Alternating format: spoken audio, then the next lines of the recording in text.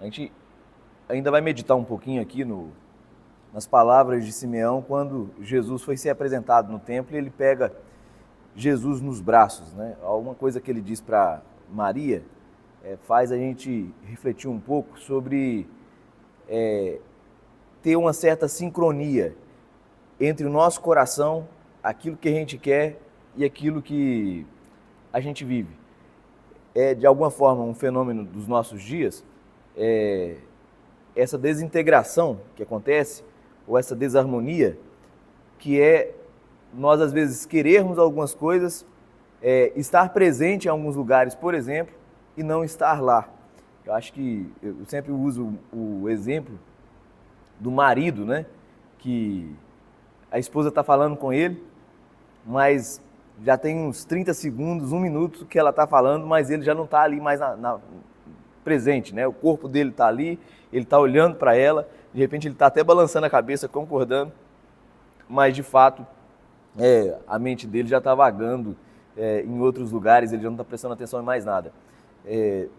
Mas, brincadeiras à parte, embora isso seja sério, né? Acontece isso muito conosco, provavelmente várias vezes durante um dia, né?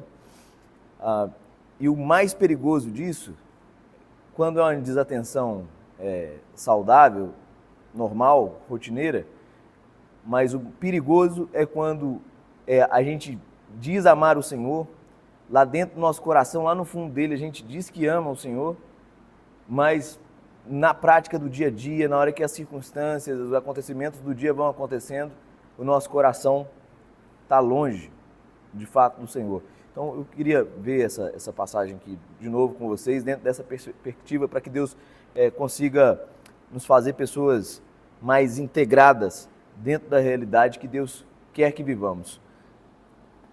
Está em Lucas 2, e aí, versículo 28, perdão. Simeão o tomou nos braços e louvou a Deus, dizendo: Agora, Senhor, podes despedir em paz o teu servo, segundo a tua palavra, porque os meus olhos já viram a tua salvação, a qual preparaste diante de todos os povos, luz para a revelação aos gentios e glória para o teu povo de Israel. E estavam o pai e a mãe do menino admirados do que dele se dizia.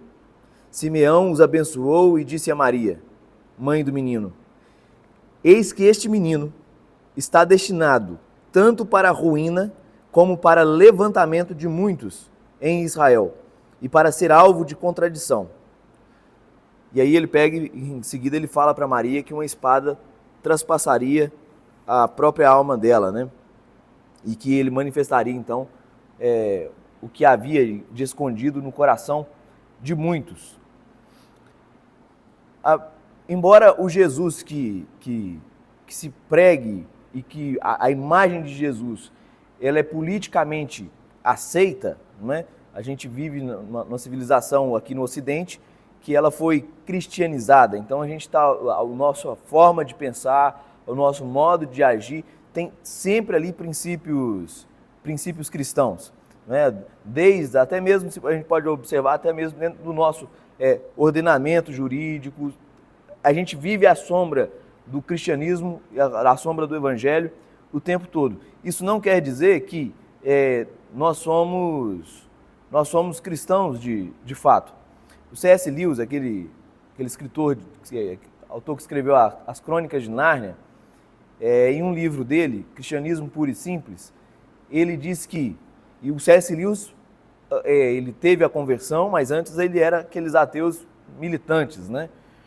E o C.S. Lewis, ele diz que se você olha para Jesus e as afirmações que Jesus faz a respeito dele nos evangelhos, a gente não pode olhar para Jesus como uma pessoa política boa. A gente pode tirar 2 conclusões ao ler os evangelhos e observar as coisas que Jesus fala a respeito dele mesmo, por exemplo. Aí o C.S. Lewis vai dizer que ou nós consideramos que ele é um louco, um desvairado, não é? Não tem como ter meio termo. Ou nós olhamos para ele e reconhecemos quem ele é, que ele é Deus. ou ele é Deus, ou ele é um doido. Não cabe um argumento razoável aqui, um argumento morno, mediano a respeito de Jesus. E o que Simeão falou para Maria, falou assim, olha, ele vai ser alvo de contradição. Ele está destinado para a ruína, bem como para o levantamento de muitos em Israel, e para ser alvo de contradição. A palavra aqui, ruína, ela é literalmente o desabamento de uma casa. Então, é isso que Jesus faria em Israel, né? Ele colocaria aquela falsa religião que eles estavam vivendo, ou falsas práticas religiosas que eles estavam vivendo, literalmente abaixo. Né? Então, assim, olhar para Jesus é sempre um desafio para nós, porque ou a gente sempre se converte ao olhar para Jesus, ao querer segui-lo e se adaptar a ele e humildemente acatar as palavras dele e obedecer a ele, ou nosso coração se levanta com uma raiva, um desprezo, um ódio sobre Jesus. Você observa hoje, se a gente observar as políticas sociais, elas têm um desprezo gigante por Jesus, pelo cristianismo, pelo evangelho, né? Basta observar alguns movimentos de minoria que está lá explícito a raiva que sentem de Jesus. Porque com Jesus sempre não tem meio termo. Da mesma forma que antes ele foi odiado, se ele aparecesse hoje pregando em qualquer lugar que fosse, o que se daria é que crucificariam ele novamente. Perseguiriam ele, crucificariam ele novamente. Nos últimos 100 anos, nunca se matou tanto cristão.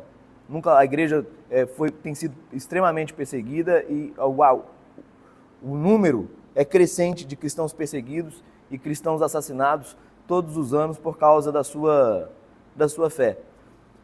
No entanto, o que Deus pede de nós é que a gente consiga ter esse coração rendido a Jesus, rendido ao Evangelho, de uma forma cada vez mais profunda e comprometida. A gente às vezes pode pensar, mas eu sou uma boa pessoa, pô, tenho um monte de amigo, as pessoas gostam de mim, enfim.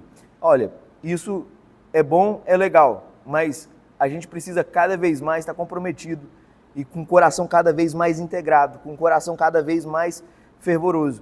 Como é difícil, se vocês observarem, manter o coração fervoroso, manter uma vida de adoração fervente no Senhor. O apóstolo Paulo diz algo lá em 2 Coríntios,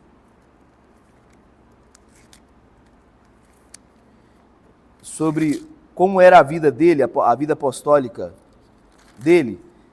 Em 2 Coríntios 2,14, ele fala assim, olha, graças, porém, a Deus, que em Cristo sempre nos conduz em triunfo, e por meio de nós manifesta em todo lugar a fragrância do seu conhecimento. Porque nós somos para com Deus o bom perfume de Cristo, tanto nos que são salvos, como nos que se perdem. Para com estes, cheiro de morte para morte, para com aqueles, aroma de vida para a vida. Quem, porém, é suficiente para estas coisas? E aí ele termina dizendo que ele não andava mercadejando, corrompendo a palavra de Deus, mas ele falava na presença de Cristo. Paulo está dizendo aqui que onde ele ia pregar o evangelho, onde a igreja chega, onde a igreja se move, ela é para com Deus o bom perfume, né? Ou o triunfo. Ele exala o cheiro do triunfo de Cristo Jesus. Ele vai dizer lá em Colossenses que Cristo Jesus despojou na cruz todo o principado e potestade. Paulo está usando uma figura aqui, quando o Império Romano conquistava um novo povo, eles levavam os despojos de guerra para dentro de Roma. E às vezes esses despojos de guerra eram pessoas que estavam cantando a vitória de Roma, bem como pessoas que estavam sendo levadas cativas, escravas, por terem sido conquistadas. Algumas dessas pessoas seriam mortas em sacrifício aos deuses. O apóstolo Paulo está dizendo que Jesus, a gente anda exalando o cheiro, o perfume, o aroma do triunfo de Jesus sobre todo principado e potestade na cruz. E aí, ele falou assim, esse cheiro é para com aqueles que recebem o evangelho, aqueles que o coração não, que Jesus não é uma contradição para eles, aqueles que se rendem totalmente à vida de Jesus, àquilo que Jesus nos pede.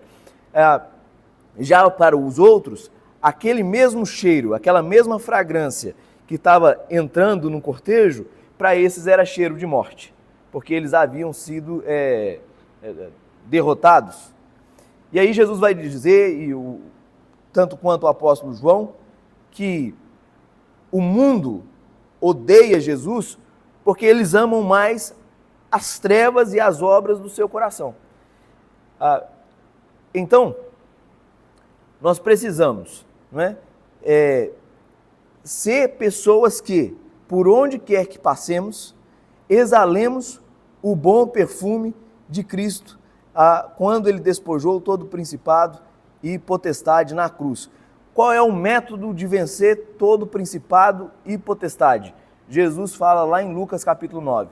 Se alguém quer ser meu discípulo, se alguém quiser viver a minha vitória, se alguém quiser viver a felicidade que eu tenho para oferecer, então você deve negar-se a si mesmo, dia a dia, tomar a sua cruz e seguir Jesus. Essa é a condição de Jesus. Todo dia, eu gosto aqui de Lucas, quando Lucas vai falar, nos mostra essa passagem, lá Jesus disse, dia a dia, hoje, amanhã, depois de amanhã. Todo dia é dia de exalar o bom perfume de Cristo. E como é que a gente faz isso? A gente faz isso abrindo mão da nossa vida, doando a nossa vida, perdendo a nossa vida e achando essa vida em Cristo Jesus. É assim que a gente deve fazer todo dia, para que Jesus não seja uma contradição dentro do nosso coração. Ou falar assim, eu aceito o Evangelho até aqui, essa parte do Evangelho eu não aceito. Todo dia é dia de abrir mão do ego, todo dia é dia de abrir mão do orgulho, todo dia é dia de abrir mão da inveja, todo dia é dia de abrir mão da ira. Eu não sei para vocês, mas esses devocionais Deus tem tratado muito comigo, principalmente se for na questão mais emocional, na questão da ira. Eu sou uma pessoa muito raivosa, muito irada, e Deus tem tratado comigo nesse sentido. Depois você compartilha o que Deus tem tratado com você e aquilo que você está se rendendo. Então, eu tenho tentado, buscado em Deus, pela graça dele, abrir mão da raiva, da ira, de agir de modo às vezes explosivo, para adoração, louvor e lembrar toda hora que Jesus está no trono e que ele reina soberanamente sobre as nossas vidas. Então, que Deus abençoe o seu dia, que Deus abençoe sua semana, que o seu coração comece a ferver de amor pelo Senhor, que você consiga levar uma vida de adoração em todos os desafios que se apresentarem para você nessa semana e hoje você se lembrar de abrir mão da sua vida e achar a vida de Deus, tomar a sua cruz, seguir Jesus, para que Jesus não seja nunca na nossa vida uma pedra de tropeço, mas uma pedra de construção e edificação o tempo todo e que haja integralidade do nosso coração para o nosso modo de viver, para as nossas palavras, para os nossos pensamentos, para as nossas diversões, em tudo que nós fazemos. Em nome de Jesus. Deus abençoe você, Deus abençoe seu trabalho, prospere no dia de hoje, em nome de Jesus. Até amanhã, pessoal.